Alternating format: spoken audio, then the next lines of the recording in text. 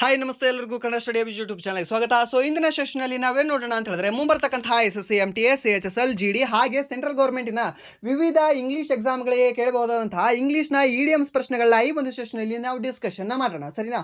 So totally ಎಷ್ಟು ಪ್ರಶ್ನೆಗಳನ್ನ ನೋಡ್ಕೊಳ್ಳೋಣ ಈ ಒಂದು ಸೆಷನಲ್ಲಿ ಅಂತಂದ್ರೆ 30ಕ್ಕಿಂತ ಜಾಸ್ತಿ ಪ್ರಶ್ನೆಗಳನ್ನ ಮೀನ್ಸ್ 30ಕ್ಕಿಂತ ಜಾಸ್ತಿ ಇಡಿಯಮ್ಸ್ಗಳನ್ನ ಈ ಒಂದು ಸೆಷನಲ್ಲಿ ನಾವು ಡಿಸ್ಕಷನ್ ಮಾಡೋಣ, ಸರಿನಾ? ಸೊ ಹಾಗಾದ್ರೆ ಬನ್ನಿ ವಿಡಿಯೋನ ಸ್ಟಾರ್ಟ್ ಮಾಡೋಣ. ವಿಡಿಯೋ ಸ್ಟಾರ್ಟ್ ಮಾಡೋಕ್ಕಿಂತ ಮುಂಚೆ ವಿಡಿಯೋ ಕೊನೆಯವರೆಗೂ ನೋಡಿ ಅಂತ ಹೇಳ್ತಾ, ಹಾಗೆ ವಿಡಿಯೋ ಕೊನೆಯವರೆಗೂ ನೋಡಿದ ನಂತರ ವಿಡಿಯೋ ಇಷ್ಟ ಆದರೆ ಪ್ಲೀಸ್ ವಿಡಿಯೋನ ಲೈಕ್ ಮಾಡಿ, ಸಬ್ಸ್ಕ್ರೈಬ್ ಮಾಡಿ. ಇಫ್ ನಿಮಗೆ ವಿಡಿಯೋ ಇಷ್ಟ ಆಗಿಲ್ಲ ಅಂದ್ರೆ ಸೊ ಆಬ್ವಿಯಸ್ಲಿ ಡಿಸ್ಲೈಕ್ ಮಾಡಿ ಅಂತ ಹೇಳ್ತಾ, ಮೊದಲ ಪ್ರಶ್ನೆ ಏನಿದೆ? ಮೊದಲ ಪ್ರಶ್ನೆ ರಸ್ಟ್ ಬಕೆಟ್ ಅಂತ ಕೊಟ್ಟಿದ್ದಾನೆ. ರಸ್ಟ್ ಬಕೆಟ್ ಅಂದ್ರೆ ಏನು? ತುಕ್ಕು ಹಿಡಿದಿರ್ತಕ್ಕಂತಹ ಬಕೆಟ್. ಏನದು ತುಕ್ಕು ಹಿಡಿದಿರ್ತಕ್ಕಂತಹ ಬಕೆಟ್?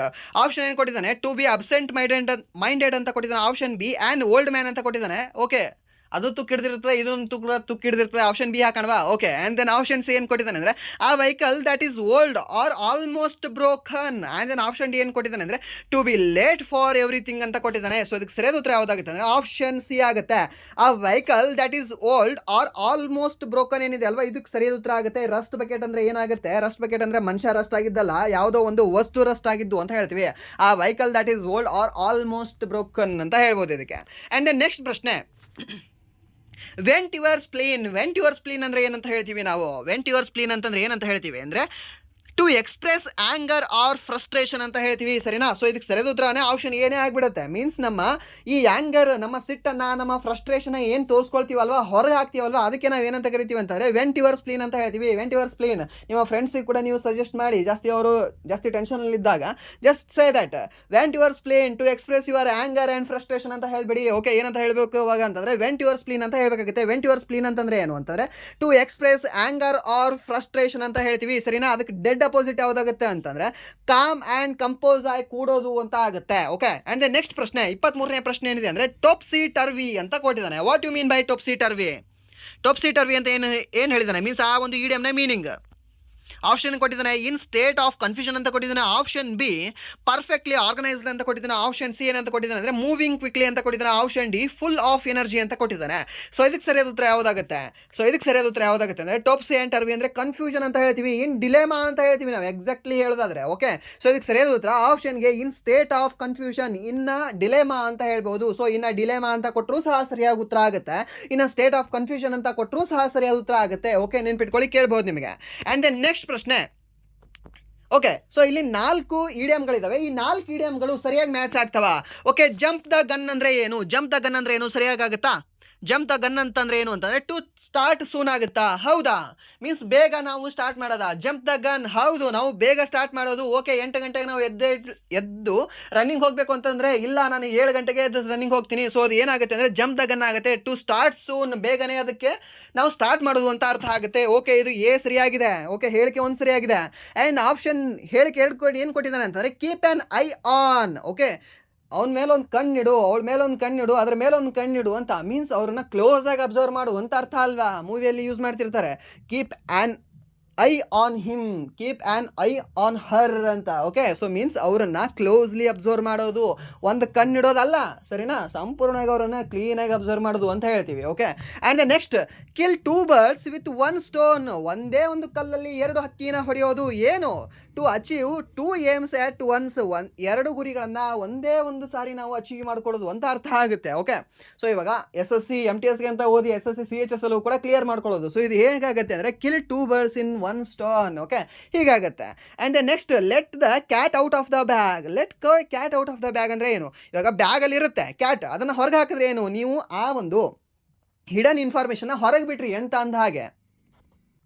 ನಿಮ್ಮ ಇನ್ಫಾರ್ಮೇಷನ್ನ ಹಿಡನ್ ಮಾಡಿದ್ರಿ ಅಂತ ಅಲ್ಲ, ಡಿಸ್ಕ್ಲೋಸ್ ಮಾಡಿದ್ರಿ ಅಂತ, ಸರಿನಾ? ಅದನ್ನು ಏನಾಗುತ್ತೆ? ಡಿಸ್ಕ್ಲೋಸ್ ಮಾಡಿದ್ರಿ, ನೀವೆಲ್ಲರಿಗೂ ಕೂಡ ಹೇಳಿಬಿಟ್ರಿ ಅಂತ ಆಗುತ್ತೆ, ಸರಿನಾ? Let the cat out of the bag ಅಂತ ಆಗುತ್ತೆ. ಇಲ್ಲಾಂದರೆ ಸ್ಪಿಲ್ ದ ಬೀನ್ಸ್ ಅಂತ ಎಕ್ಸಾಕ್ಟ್ಲಿ ಹೇಳ್ಬೋದು. ಇದಕ್ಕೆ ಇನ್ನೊಂದು ನಿಮ್ಮ ಐಡಿಯಾಮೇ ಹೇಳೋದಾದ್ರೆ ಏನಂತ ಹೇಳ್ತೀವಿ ಅಂದರೆ ಸ್ಪ್ಲಿನ್ ದ ಬೀನ್ಸ್ ಅಂತ ಹೇಳ್ಬೋದು. ಓಕೆ, ಇದು ನೆನ್ಪಿಟ್ಕೊಳ್ಳಿ, ಕೇಳ್ಬೋದು ನಿಮಗೆ. Let the cat out of the bag ಅಂತಂದರೆ ನಿಮ್ಮ ಒಂದು ಸೀಕ್ರೆಟ್ನ ರಿವೀಲ್ ಮಾಡೋದು ಅಂತ ಅರ್ಥ ಆಗುತ್ತೆ, ಡಿಸ್ಕ್ಲೋಸ್ ಮಾಡೋದು ಅಂತ ಅರ್ಥ ಆಗುತ್ತೆ, ಹೊರಗೆ ಬಿಡೋದು ಅಂತ ಅರ್ಥ ಆಗುತ್ತೆ, ಎಲ್ಲರ ಮುಂದೆ ಹೇಳೋದು ಅಂತ ಅರ್ಥ ಆಗುತ್ತೆ. ಓಕೆ, ಇಲ್ಲಿ ಹೇಳಿಕೆ ಯಾವ್ದಾದ್ರು ಸರಿ ಆಗುತ್ತೆ. ಹೇಳಿಕೆ 1, ಹೇಳಿಕೆ 2, ಹೇಳಿಕೆ 3 ಸರಿಯಾಗಿ ಉತ್ತರ ಆಗುತ್ತೆ. ಯಾವುದು? ಜಂಪ್ ದ ಗನ್ ಅಂದರೆ ಟು ಸ್ಟಾರ್ಟ್ ಸೂನ್ ಅಂತ ಆಗುತ್ತೆ. Keep an eye on him ಅಂದರೆ ಟು ವಾಚ್ ಕ್ಲೋಸ್ಲಿ ಅಂತ ಆಗುತ್ತೆ. And then kill 2 birds with 1 stone ಅಂತ ಆಗಿದ್ರೆ 2 ಒಂದೇ ಕಲ್ಲಲ್ಲಿ ಎರಡು ಹಕ್ಕಿ ಹೊಡೆಯೋದು ಅಂತ ಅರ್ಥ ಕೊಡುತ್ತೆ. ಓಕೆ, ಟೊಪ್ಸಿ ಟೋರ್ವಿ ಅಂತಂದ್ರೆ ಏನಂತ ಹೇಳ್ತೀವಿ ಅಂದರೆ ಕನ್ಫ್ಯೂಷನ್ ಅಂತ ಹೇಳ್ತೀವಿ, ಇನ್ ಡಿಲೆಮಾ ಅಂತ ಹೇಳ್ತೀವಿ. ಆ್ಯಂಡ್ ದ ನೆಕ್ಸ್ಟ್ ಪ್ರಶ್ನೆ, ಟು ದ ಲೆಟರ್. ಏನು to the letter? To the letter medium meaning ಏನಾಗುತ್ತೆ? To the letter, to write a letter carefully ಬರೆಯೋದಾಗುತ್ತೆ ಒಂದು ಲೆಟರ್ನ. And then to follow instruction exactly, and then to communicate secretly, to act recklessly ಅಂತ ಕೊಟ್ಟಿದ್ದಾನೆ. ಸರಿನಾ? ಲಾಪರ್ವಾ ಅಂತ ಹೇಳ್ತೀವಲ್ವಾ, ಒಂದು ರೀತಿ ಅವನಿಗೆ ಇದನ್ನೇ ಇಲ್ಲ, ಅದ್ರ ಬಗ್ಗೆ ಅರಿವೇ ಇಲ್ಲ, ಅದು ಮಾಡೋದಿಲ್ಲ ಬಿಡು, 8 ಗಂಟೆಗೆ ಹೇಳಂದ್ರೆ ನಾವು 9 ಗಂಟೆಗೆ 10 ಗಂಟೆ ಮಾಡ್ತಾನೆ ಬಿಡು, ಅವನಿಗೆ ಲೇಜಿ ಇದ್ದಾನೆ ಮನುಷ್ಯ ಅಂತ ಹೇಳ್ಬೋದಲ್ಲ. ಸೊ ಅದನ್ನು ರೆಕ್ಲೆಸ್ ಅಂತ ಹೇಳ್ತೀವಿ. ಸರಿನಾ? ಲೇಜಿ ಮನುಷ್ಯಗೆ ನಾವು ಯೂಸ್ ಮಾಡ್ಬೋದು. ಸೊ ಅಲ್ಲಿ ಸರಿಯಾದ ಉತ್ತರ ಯಾವುದಾಗುತ್ತೆ ಅಂದರೆ ಆಪ್ಷನ್ ಬಿ ಇದಕ್ಕೆ ಸರಿಯಾದ ಉತ್ತರ ಆಗುತ್ತೆ. ಟು ಫಾಲೋ ಇನ್ಸ್ಟ್ರಕ್ಷನ್ಸ್ ಎಕ್ಸಾಕ್ಟ್ಲಿ, ಆ ಒಂದು ಇನ್ಸ್ಟ್ರಕ್ಷನ್ನ ಎಕ್ಸಾಕ್ಟ್ಲಿ ಫಾಲೋ ಮಾಡೋದಕ್ಕೆ ನಾವು ಏನಂತ ಹೇಳ್ತೀವಿ ಅಂತಂದರೆ ಟು ದ ಲೆಟರ್ ಅಂತ ಹೇಳ್ತೀವಿ. ಈ ಲೆಟ್ರಲ್ಲಿ ಹೇಗಿದೆ ಅಲ್ವಾ ಇನ್ಸ್ಟ್ರಕ್ಷನ್ಸ್, ಸೊ ಹಾಗೆ ನೀನು ಫಾಲೋ ಮಾಡಬೇಕು, ಹಾಗೆ ನೀನು ಇರಬೇಕು. ಲೈಕ್ ಆರ್ಮಿ ಮೆನ್ ಅಂತ ಹೇಳ್ಬೋದು ಇದಕ್ಕೆ. ಓಕೆ, ಆರ್ಮಿ ಮೆನ್ ಅವರ ಒಂದು ಇನ್ಸ್ಟ್ರಕ್ಷನ್ ಲೆಟ್ರಲ್ಲಿ ಏನಿರುತ್ತಲ್ವ ಅದನ್ನೇ ಮಾಡ್ತಾರೆ. ಇವನನ್ನು ಹೊಡಿಬೇಕಾ? ಓಕೆ, ಇವನನ್ನು ಹೊಡಿತೀನಿ, ಯಾಕೆ ಏನು ಅಂತ ಅವ್ರು ಏನೂ ಕೂಡ ಕೇಳಲ್ಲ. Okay, just to the letter ಅಷ್ಟೇ. ಈ ರೀತಿ ನೀವು ಫಾರ್ಮಲ್ ಆಗಿರಬೇಕು. ಓಕೆ, ಈ ರೀತಿ ನೀವು ಸ್ಟ್ರಿಕ್ಟ್ ಆಗಿರಬೇಕು. ಟು ದ ಲೆಟರ್ ಇರ್ತಾರೆ ಯಾರು ಅಂತಂದರೆ ಆರ್ಮಿ ಪರ್ಸನ್ಸ್. ಓಕೆ, ನಿಮ್ಮ ಲೋಕಲ್ ಪೊಲೀಸ್ಗಳು ಹೇಗಿರ್ತಾರೆ ಅದು ನಿಮಗೆ ಗೊತ್ತಿರುತ್ತೆ. ಓಕೆ, ಸೊ ಅವರು ಟು ದ ಲೆಟರ್ ಇರುವುದಿಲ್ಲ. ಸರಿನಾ? ಟು ದ ಲೆಟರ್ ಇರೋರು ನಮ್ಮ ಇಂಡಿಯಾದಲ್ಲಿ the only department the army only. Okay, so ಅವರು ಟು ದ ಲೆಟರ್ ಇರ್ತಾರೆ. ಸೊ ಫಾಲೋನ ಇನ್ಸ್ಟ್ರಕ್ಷನ್ನ ಎಕ್ಸಾಕ್ಟ್ಲಿ ಫಾಲೋ ಮಾಡ್ತಾರೆ ಅವರು. ಓಕೆ, ಆ್ಯಂಡ್ ದೆನ್ ನೆಕ್ಸ್ಟ್ 26ನೇ ಪ್ರಶ್ನೆ ಏನಿದೆ ಅಂತಂದರೆ beat about around the bush. Beat around the bush ಇಲ್ಲ ಅಂದರೆ ಬೀಟ್ ಅಬೌಟ್ ದ ಬುಷ್ ಅಂದರೆ ಏನು? ಇವಾಗ ಯಾವುದೋ ಒಂದು ಮುದ್ದೆ ಇರುತ್ತೆ, ಮೀನ್ಸ್ ಯಾವುದೋ ಒಂದು ಹೇಳೋದಿರುತ್ತೆ. ಸೊ ಇದನ್ನು ಬಿಟ್ಟು ಸುತ್ತೆಲ್ಲ ತಿರುಗಿ ಹಾಕ್ಬಿಡೋದು, ಬೀಟ್ ಅರೌಂಡ್ ದ ಬುಷ್ ಅಂತ ಹೇಳ್ತೀವಿ. ಒಂದು ಹೇಳಬೇಕಾಗಿರುತ್ತೆ. ಓಕೆ, ಆ ಹೇಳೋದನ್ನ ಬಿಟ್ಟು ಸುತ್ತೆಲ್ಲವೂ ಕೂಡ ಹಾಕೊಂಡು ಬರ್ತೀವಲ್ವಾ.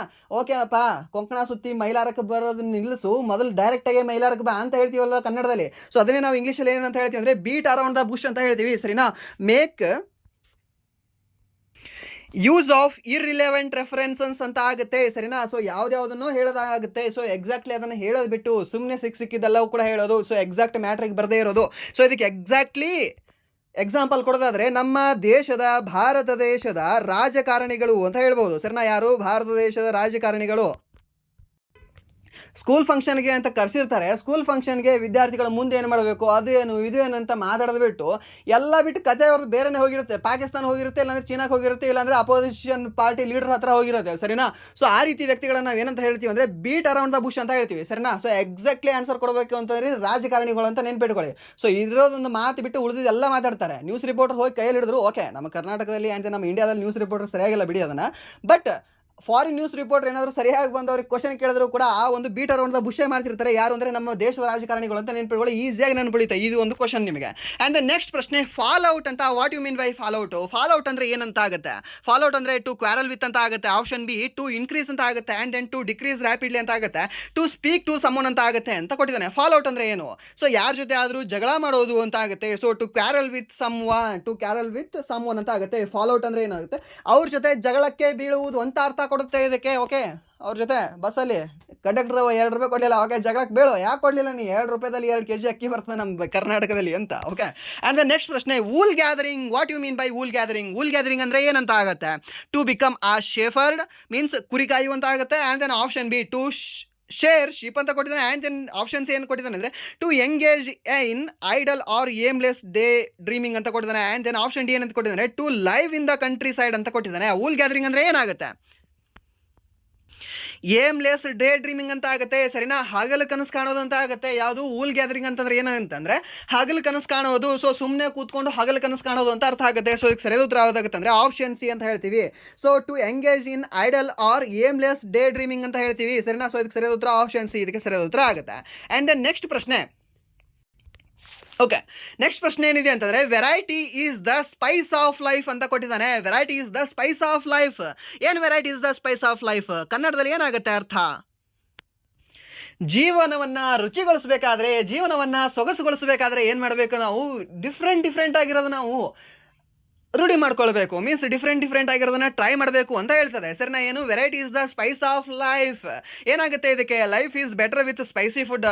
ಸ್ಪೈಸಿ ಫುಡ್ ಜಾಸ್ತಿ ತಿಂದರೆ ನಮ್ಗೆ ಏನಿಲ್ಲ, ನಾವು ಹೋಗ್ತೀವಿ ಬೇಗ. And the next doing different things makes life more enjoyable. ಹೌದು, ಡಿಫ್ರೆಂಟ್ ಥಿಂಗ್ಸ್ ಮಾಡಿದ್ರೆ ನಮ್ಮ ಲೈಫ್ ಏನಿದೆ ಅಲ್ವಾ ಜಾಸ್ತಿ ಎಂಜಾಯ್ ಮಾಡ್ತಾ ಇರ್ತೀವಿ. ಸರಿನಾ?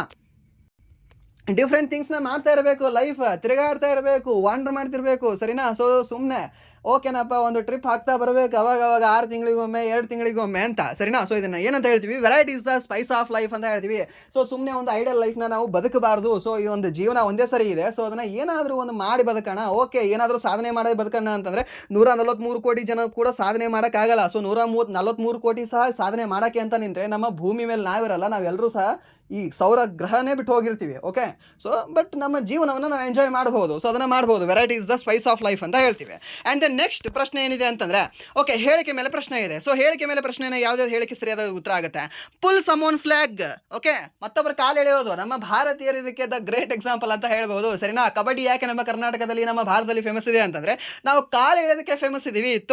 To pull someone's leg, to tease, ಇಲ್ಲ ಅಂದರೆ ಒಬ್ಬರನ್ನ ನಾವು ಗೇಲಿ ಮಾಡೋದಾಗಿರಲಿ, ಒಬ್ಬರ ಬಗ್ಗೆ ನಾವು ಜೋಕ್ ಮಾಡೋದಾಗಿರಲಿ, ಅದನ್ನು ನಾವು ಈಸಿಯಾಗಿ ಮಾಡ್ತೀವಿ ಅಂತ. ಸೊ ಇದಕ್ಕೆ ಸರಿಯಾದ ಉತ್ತರ ಆಪ್ಷನ್ ಎ ಇದಕ್ಕೆ ಸರಿಯಾದ ಉತ್ತರ ಆಗುತ್ತೆ. ಮೀನ್ಸ್ ಆ್ಯಂಡ್ ದೆನ್ ಸೆಕೆಂಡ್ ಏನು ಕೊಟ್ಟಿದ್ದಾರೆ ಅಂದರೆ ಹೇಳಿಕೆ, put all your eggs in one basket ಅಂತ ಕೊಟ್ಟಿದ್ದಾನೆ. To put all your eggs in one basket ಅಂದರೆ ಏನಾಗುತ್ತೆ? To diversify widely. ಹೌದಾ?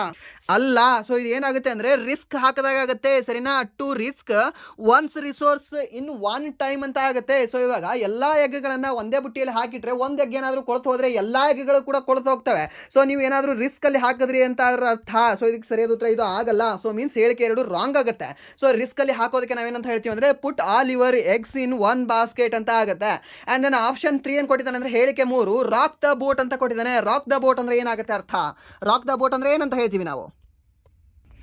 ಇವಾಗ ಇರ್ತಕ್ಕಂತಹ ಸಿಚುವೇಶನ್ನ ಇನ್ನೂ ಏನಂದರೆ ಡಿಸ್ಟರ್ಬ್ ಮಾಡೋದು. ಓಕೆ, ಇವಾಗ ನೀರು ಮೊದಲೇ ಇವಾಗ ಸುಮ್ಮನೆ ಶಾಂತಾಗಿರುತ್ತೆ, ಅದಕ್ಕೆ ಇನ್ನೂ ಸ್ವಲ್ಪ ಕಲ್ಲು ಹಾಕಿ ಅದಕ್ಕೆ ಫುಲ್ ಗಬ್ಬೆ ಎಬ್ಬಿಸೋದು ಅಂತ ಹೇಳ್ತೀವಲ್ವಾ? ಸೊ ಅದಕ್ಕೆ ನಾವೇನಂತ ಹೇಳ್ತೀವಿ ಅಂದರೆ ರಾಕ್ ದ ಬೋಟ್ ಅಂತ ಹೇಳ್ತೀವಿ. ಸೊ ಇದ್ದಿರ್ತಕ್ಕಂಥ ಸಿಚುವೇಶನ್ನ ಇನ್ನೂ ಹಾಳು ಮಾಡೋದು ಅಂತ ಅರ್ಥ ಕೊಡುತ್ತೆ. So to disturb an existing situation ಅಂತ. ಸೊ ಇದಕ್ಕೆ ಹೇಳಿಕೆ 1 ಮತ್ತು ಹೇಳಿಕೆ 3 ಸರಿಯಾದ ಉತ್ತರ ಆಗುತ್ತೆ. ಸರಿನಾ? ಎಲ್ಲಿದೆ ಅಂದರೆ ಹೇಳಿಕೆ 1 ಮತ್ತು 3. ಓಕೆ, 2 ಇದೆ ರಾಂಗ್ ಇದೆ. ಓಕೆ, 2 ಇದೆ ರಾಂಗ್ ಇದೆ. ಆ್ಯಂಡ್ ದೆನ್ ಇಲ್ಲಿ 4 ಇದೆ. ಓಕೆ, ಇಲ್ಲಿ 1 ಅಂತ ಮಾಡ್ಕೊಳ್ಳಿದ್ದಾನೆ. 1 ಮತ್ತು 3 ಅಂತ ಮಾಡ್ಕೊಳ್ಳಿ. ಆ್ಯಂಡ್ ದೆನ್ ನೆಕ್ಸ್ಟ್ ಪ್ರಶ್ನೆ, it is high time he came out of his shell. Okay, it is high time he came out of his shell. So ಇದಕ್ಕೆ ಏನಾಗುತ್ತೆ? ಇದಕ್ಕೆ ಮೀನಿಂಗ್ ಏನಾಗುತ್ತೆ? ಆತನ ಶೆಲ್ಲಿಂದ ಆತ ಹೊರಗಡೆ ಬಂದಿದ್ದಾನೆ. ಮೀನ್ಸ್ ಏನು ಅಂತಂದರೆ ಇಷ್ಟು ದಿನ ಮನೆಯಲ್ಲೇ ಕೂತು ಒಂದು ರೀತಿ ದಡ್ಡ ಬಿದ್ದಿದ್ದ. ಸೊ ಇವಾಗ ಜಾಸ್ತಿ ಸೋಷಿಯಲ್ ಆಗ್ತಾನೆ, ಇವಾಗ ಜಾಸ್ತಿ ಸಾಮಾಜಿಕವಾಗಿ ವ್ಯಕ್ತಿ ಆಗ್ತಾನೆ ಆತ ಅಂತ. ಸೊ ಏನು ಅಂತಂದರೆ ಬಿಕಮ್ ಮೋರ್ ಸೋಷಿಯಬಲ್ ಅಂತ ಅರ್ಥ ಕೊಡುತ್ತೆ, ಸರಿನಾ? ಏನು ಅಂತಂದರೆ ಬಿಕಮ್ ಮೋರ್ ಸೋಷಿಯಬಲ್ ಅಂತ ಇದಕ್ಕೆ ಅರ್ಥ ಕೊಡುತ್ತೆ. It's a high time he came out of ಈ ಶೆಲ್. ಆತನ ಒಂದು ಶೆಲ್ಲಿಂದ ಆತ ಹೊರಗಡೆ ಬಂದಿದ್ದಾನೆ. ಮೀನ್ಸ್ ಏನಿದ್ದಾನೆ ಅಂತಂದರೆ ಆತನ ಒಂದು ಕಂಫರ್ಟ್ ಝೋನಿಂದ ಆತ ಹೊರಗಡೆ ಬಂದಿದ್ದಾನೆ. ಈಸ್ ಬಿಕಮ್ ಮೋರ್ ಸೋಷಿಯಬಲ್ ನಾವು ಅಂತ ಅರ್ಥ ಆಗುತ್ತೆ. ಆ್ಯಂಡ್ ನೆಕ್ಸ್ಟ್ ಪ್ರಶ್ನೆ ಏನಿದೆ ಅಂತಂದರೆ ಟು ವೆದರ್ ದ ಸ್ಟಾರ್ಮ್ ಅಂತ ಕೊಟ್ಟಿದ್ದಾನೆ. ಟು ವೆದರ್ ದ ಸ್ಟಾರ್ಮ್ ಅಂದರೆ ಏನು? To weather the storm, to face a crisis, to survive a crisis, to be a victim of a crisis ಅಂತ ಕೊಟ್ಟಿದ್ದಾನೆ. ಟು ಕ್ರಿಯೇಟ್ ಕ್ರೈಸಿಸ್ ಅಂತ ಕೊಟ್ಟಿದ್ದಾನೆ. So to weather the storm ಅಂತಂದರೆ ಏನಂತ ಆಗುತ್ತೆ ಅಂತಂದರೆ ಅರ್ಥ ಟು ಸರ್ವೈವ್ ಆ ಕ್ರೈಸಿಸ್ ಅಂತ ಅರ್ಥ ಆಗುತ್ತೆ. ಸರಿನಾ? ಏನಾಗುತ್ತೆ ಅಂದರೆ ಆಪ್ಷನ್ ಬಿ ಟು ಸರ್ವೈವ್ ಆ ಕ್ರೈಸಿಸ್ ಅಂತ ಆಗುತ್ತೆ. ಯಾವುದು? ಟು ವೆದರ್ ದ ಸ್ಟೋರ್ಮ್ ಅಂತಂದರೆ ಟು ಸರ್ವೈವ್ ದ ಕ್ರೈಸಿಸ್ ಅಂತ ಅರ್ಥ ಕೊಡುತ್ತೆ. ಆ್ಯಂಡ್ ನೆಕ್ಸ್ಟ್ ಪ್ರಶ್ನೆ, printer's devil. What you mean by printer's devil ಅಂತ ಕೇಳಿದ್ದಾನೆ. ಪ್ರಿಂಟರ್ಸ್ ಡೆವಿಲ್ ಮೀನಿಂಗ್ ಏನಾಗುತ್ತೆ? And apprentice in printing office. Blunder ಅಂತ ಕೊಟ್ಟಿದ್ದಾನೆ. Low type of printing material ಅಂತ ಕೊಟ್ಟಿದ್ದಾನೆ. And then delay in printing ಅಂತ ಕೊಟ್ಟಿದ್ದಾನೆ. ಪ್ರಿಂಟರ್ಸ್ ಡೆವಿಲ್ ಯಾರು? ಪ್ರಿಂಟರ್ಸ್ನ ಇವಾಗ ಪ್ರಿಂಟ್ ಮಾಡ್ತಿರ್ತಾರಲ್ವ, ಆ ಒಬ್ಬರ ಪ್ರಿಂಟರ್ನ ಇಲ್ಲಾಂದರೆ ನ್ಯೂಸ್ ಪತ್ರಿಕೆ ಪ್ರಿಂಟ್ ಮಾಡ್ತಿರ್ತಾರಲ್ವ, ಅವರ ಒಂದು ದೆವ್ವ ಯಾರು? ಈ ಹೊಸ ವ್ಯಕ್ತಿ ಏನಿರ್ತಾನಲ್ವ, ಅಪ್ರೆಂಟಿಸ್ ಪರ್ಸನ್ ಏನಿರ್ತಾನಲ್ವ, ಇಲ್ಲಾಂದರೆ ಟೈರ್ ಪರ್ಸನ್ ಅಂತ ಹೇಳ್ತೀವಿ, ಇಲ್ಲಾಂದರೆ ABCDR ಅಂತ ಹೇಳ್ತೀವಲ್ವ, ಇಲ್ಲ ಅಂತಾರೆ ಹೊಸದಾಗಿ ಜಾಯ್ನ್ ಆಗಿರ್ತಕ್ಕಂಥ ನ್ಯೂ ಜಾಯ್ನಿ ಅಂತ ಹೇಳ್ತೀವಿ ನಾರ್ಮಲ್ ಇಂಗ್ಲೀಷಲ್ಲಿ ಹೇಳೋದಾದ್ರೆ. ಆ ನ್ಯೂ ಜಾಯ್ನಿ ಏನಿದಾನಲ್ವ ಆತನೇ ಪ್ರಿಂಟರ್ಸ್ ಡಿವಿಲ್. ಯಾಕಂದರೆ ಆತ ಏನಾದರೂ ಮಿಸ್ಟೇಕ್ ಮಾಡಿದ್ರೆ ನೆಕ್ಸ್ಟ್ ಮರುದಿನ ರಿಲೀಸ್ ಆಗ್ತಕ್ಕಂಥ ಎಲ್ಲ ನ್ಯೂಸ್ ಪೇಪರ್ಗಳು ತಪ್ಪಾಗೇ ರಿಲೀಸ್ ಆಗ್ತವೆ. ಓಕೆ, ತಪ್ಪಾಗೇ ಪ್ರಿಂಟ್ ಆಗ್ತವೆ. ಸೊ ಅದಕ್ಕೆ ಅವನನ್ನು ನಾವೇನಂತ ಕರಿತೀವಿ ಅಂದರೆ ಪ್ರಿಂಟರ್ಸ್ ಡೆವಿಲ್ ಅಂತ ಕರಿತೀವಿ. An apprentice in a printing office, an ABCDR in a printing office, an a tyro in a printing office ಅಂತ ಹೇಳ್ಬೋದು, an a tyro in a printing office ಅಂತ ಹೇಳ್ಬೋದು, an a news seeker in a printing office ಅಂತ ಹೇಳ್ಬೋದು. Okay, ಎಲ್ಲವೂ ಕೂಡ ನೆನ್ಪಿಟ್ಕೊಳ್ಳಿ, ಎಲ್ಲವೂ ಕೂಡ ಸೇಮ್ ಮೀನಿಂಗ್ ಬರುತ್ತೆ. ಆ್ಯಂಡ್ ದೆನ್ ನೆಕ್ಸ್ಟ್, ಓಕೆ, ಇದನ್ನು ಕೂಡ ಹೇಳಿಕೆ ಮೇಲೆ ಪ್ರಶ್ನೆ ಕೊಟ್ಟಿದ್ದಾನೆ. ಓಕೆ, ಒಂದು ಪ್ರಶ್ನೆಯಲ್ಲಿ ನಿಮಗೆ 4 ಇಡಿಯಮ್ಗಳಿಗೆ ಮೀನಿಂಗ್ ಸಿಗ್ತಾ ಇದೆ. ಓಕೆ, ಎಷ್ಟು 4 ಹೇಳಿಕೆಗಳನ್ನು ನೋಡ್ಕೊಂಡು ಬಂದೀವಿ ನಾವು ಇಲ್ಲಿವರೆಗೆ. ಓಕೆ, ಮಿನಿಮಮ್ ಒಂದು 4 ಪ್ರಶ್ನೆಗಳು ನೋಡ್ಕೊಂಡಿಲ್ವಾ? 4 × 4 ಎಷ್ಟಾಗುತ್ತೆ? 16 ಪ್ರಶ್ನೆಗಳನ್ನ ನಾವು ಜಸ್ಟ್ ಸಿಂಪಲ್ ಆಗಿ ನೋಡ್ಕೊಂಡ್ವಿ. ಸೊ ಏನಿದೆ ಮೊದಲ ಒಂದು ಹೇಳಿಕೆ? ಸ್ಪೀಕ್ ಆಫ್ ದ ಡೆವಿಲ್ ಅಂತ ಕೊಟ್ಟಿದ್ದಾನೆ. What you mean by speak of the devil? Speak of the devil ಸರಿಯಾಗಿ ಉತ್ತರ ಆಗುತ್ತಾ? The person appears while being talked about ಅಂತ. Okay, speak of the devil ಅಂತಂದ್ರೆ ಏನಂತ ಆಗುತ್ತೆ? ಓಕೆ, ಆಪ್ಷನ್ ಎ ಸರಿ ಉತ್ತರ ಆಗುತ್ತೆ. The person appears while being talked about, ಯಾರ ಬಗ್ಗೆ ನಾವು ಮಾತಾಡ್ತಿರ್ತೀವಲ್ವಾ ಆತನೇ ಒಂದು ಅಪಿಯರ್ ಆಗೋದು, ಅದಕ್ಕೆ ನಾವೇನಂತ ಹೇಳ್ತೀವಿ ಅಂದರೆ ಸ್ಪೀಕ್ ಆಫ್ ದ ಡೆವಿಲ್ ಅಂತ ಹೇಳ್ತೀವಿ. And then take a pinch of salt. Take a pinch of salt ಅಂದರೆ ಏನಾಗುತ್ತೆ ಅರ್ಥ? To to doubt about, to doubt its truth ಅಂತ, ಸರಿನಾ? ಈ ಒಂದು ಆ ಸತ್ಯವನ್ನು ನಾವು ಡೌಟ್ ಮಾಡೋದು, ಅದಕ್ಕೆ ನಾವೇನಂತ ಹೇಳ್ತೀವಿ ಇನ್ ಇಡಿಯಮಲ್ಲಿ ಅಂದರೆ take with a pinch of salt ಅಂತ ಆಗುತ್ತೆ. ಓಕೆ, ಆ್ಯಂಡ್ ನೆಕ್ಸ್ಟ್ ಥರ್ಡ್ ಏನು ಕೊಟ್ಟಿದ್ದಾನೆ ಅಂತಂದರೆ the ball is in your court. Okay, decision ನಿನಗೆ ಬಿಟ್ಟಿರೋದು, ಇಟ್ಸ್ ಯುವರ್ ಡಿಸಿಷನ್ ಅಂತ ಅರ್ಥ ಆಗುತ್ತೆ. ಓಕೆ, ಹೇಳಿಕೆ 3 ಸಹ ಸರಿಯಾಗಿದೆ. ಆ್ಯಂಡ್ ದೆನ್ ಹೇಳಿಕೆ 4 ಏನು ಕೊಟ್ಟಿದ್ದಾನೆ ಅಂತಂದರೆ the best of both worlds ಅಂತ ಕೊಟ್ಟಿದ್ದಾನೆ. The best of both worlds ಅಂದರೆ ಏನು? An ideal situation combining advantages. Okay, ಇವಾಗ ಎರಡೂ ಸಹ ಓಕೆ, ನೀನು ಇದನ್ನು ಮಾಡಿದ್ರು ಸಹ ಓಕೆ, ಇದರಲ್ಲೂ ಕೂಡ ನಿಮಗೆ ಫುಲ್ ಫ್ಯೂಚರ್ ಇದೆ. ಆ್ಯಂಡ್ ದೆನ್ ಅದರಲ್ಲೂ ಸಹ ನಿನ್ನ ಫ್ಯೂಚರ್ ಇದೆ. ಓಕೆ, ಗೌರ್ಮೆಂಟ್ ಜಾಬ್ ಮಾಡು, ನಿನ್ನ ಫ್ಯೂಚರ್ ಇದೆ. ಆ್ಯಂಡ್ ದೆನ್ ಬಿಸ್ನೆಸ್ ಮಾಡು, ಅದರಲ್ಲೂ ನಿನ್ನ ಫ್ಯೂಚರ್ ಇದೆ. ನಿಮ್ಮ ಫ್ಯಾಮಿಲಿ ನಿನಗೆ ಎರಡೂ ಕೂಡ ಆಫರ್ ನೀಡ್ತಾ ಇದೆ. ಸೊ ಇವಾಗ ನೀವು ಹೇಗಿದ್ದೀರಾ? ದ ಬೆಸ್ಟ್ ಆಫ್ ಬೋತ್ ವರ್ಲ್ಡ್ಸಲ್ಲಿ ನೀವು ಇದ್ದೀರಾ ಇವಾಗ. ಸೊ ಯಾವುದನ್ನು ಬೇಕಾದ್ರೆ ಚೂಸ್ ಮಾಡಿದ್ರು ಕೂಡ ನಿಮಗೆ ಬೆಸ್ಟೇ ಇದೆ. ಸೊ ಆ ಥರ ಆಪ್ಷನ್ ಇದಕ್ಕೆ ಆಗುತ್ತೆ. ಓಕೆ, ಇದಕ್ಕೆ ಆಪ್ಷನ್ ಹೇಳಿಕೆ 1, 2, 3, 4 ಎಲ್ಲವೂ ಸಹ ಸರಿಯಾಗ್ತವೆ. ಸೊ ಇದಕ್ಕೆ ಯಾವುದಾಗುತ್ತೆ? ಹೇಳಿಕೆ 1, 2, 3 ಮಾತ್ರ, 2, 3 ಮಾತ್ರ, ಆ್ಯಂಡ್ ದೆನ್ 3, 4 ಮಾತ್ರ ಯಾವುದಾಗುತ್ತೆ? ಹೇಳಿಕೆ 1, 2, 3, 4 ಎಲ್ಲವೂ ಸಹ ಆಗುತ್ತೆ. ಓಕೆ, ಯಾವುದು ಎಲ್ಲವೂ ಸಹ ಆಗುತ್ತೆ. ಆ್ಯಂಡ್ ದೆನ್ ನೆಕ್ಸ್ಟ್ ಪ್ರಶ್ನೆ, a storm in a tea cup ಅಂತ ಕೊಟ್ಟಿದ್ದಾನೆ. A storm in tea cup, a storm in tea cup ಅಂದರೆ ಏನು?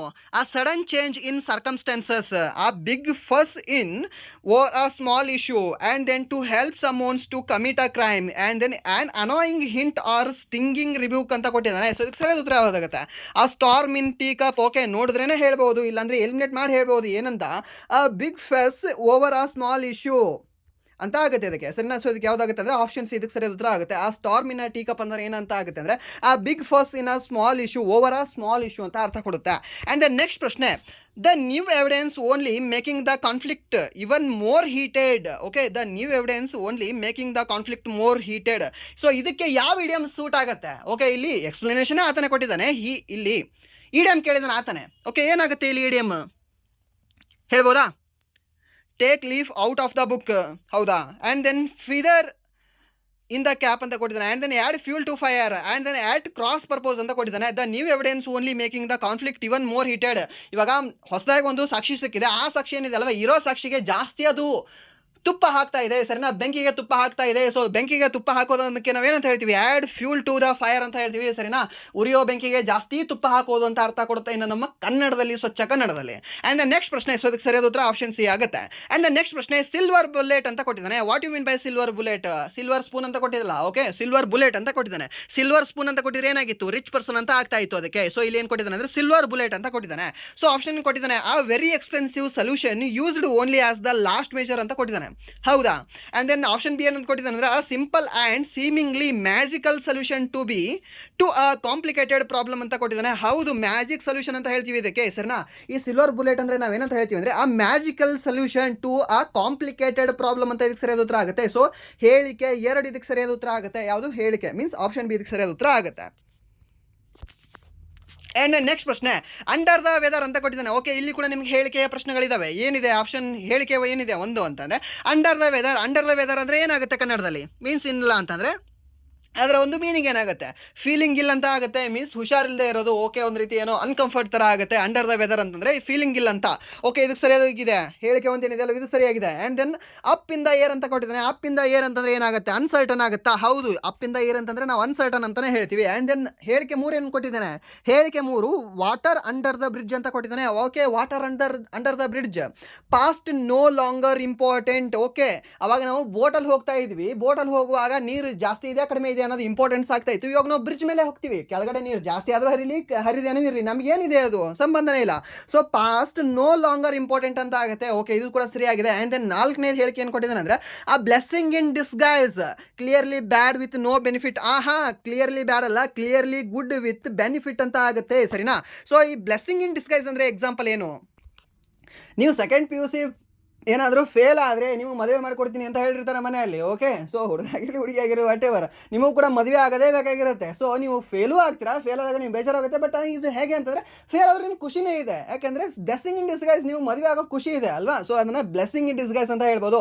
ಸೊ ಕೆಟ್ಟದಾಗ್ತಾ ಇದೆ ಅಂತ ನಮಗೆ ಅನಿಸಿದೆ, ಬಟ್ ಆದರೂ ಕೂಡ ಅದರಿಂದ ಒಳ್ಳೆಯದೇ ಆಗ್ತಾ ಇದೆ ಅಂತ ಅದಕ್ಕೆ ಅರ್ಥ ಆಗುತ್ತೆ. ಓಕೆ, ಆ ಬ್ಲೆಸ್ಸಿಂಗ್ ಇನ್ ಡಿಸ್ಗೈಸ್ ಅಂದರೆ ಏನು ಅಂತಂದ್ರೆ, ನಮಗೆ ಬೆನಿಫಿಟ್ಟೇ ಆಗೋದ್ರಿಂದ, ನಮಗೇನು ಲಾಸ್ ಆಗಲ್ಲ, ಬೆನಿಫಿಟ್ಟೇ ಆಗುತ್ತೆ ಅಂತ ನಾವು ಹೇಳಬೇಕಾಗುತ್ತೆ. Okay, and then next, okay, ಇದಕ್ಕೆ ಆಪ್ಷನ್ ಹೇಳಿಕೆ ಏನಿದೆ ಅಂದರೆ, ಹೇಳಿಕೆ 1, 2, 3 ಇದು ಸರಿಯಾದ ಉತ್ತರ ಆಗುತ್ತೆ. ಮೀನ್ಸ್ ಹೇಳಿಕೆ ಏನಿದೆ 1, 2, 3 ಮಾತ್ರ. ಸೊ ಇದಕ್ಕೆ ಆಪ್ಷನ್ ಇದು ಸರಿಯಾದ ಉತ್ತರ ಆಗುತ್ತೆ. ಹೇಳಿಕೆ 1, 2, 3 ಮಾತ್ರ ಅಂತ ಹೇಳ್ತೀವಿ.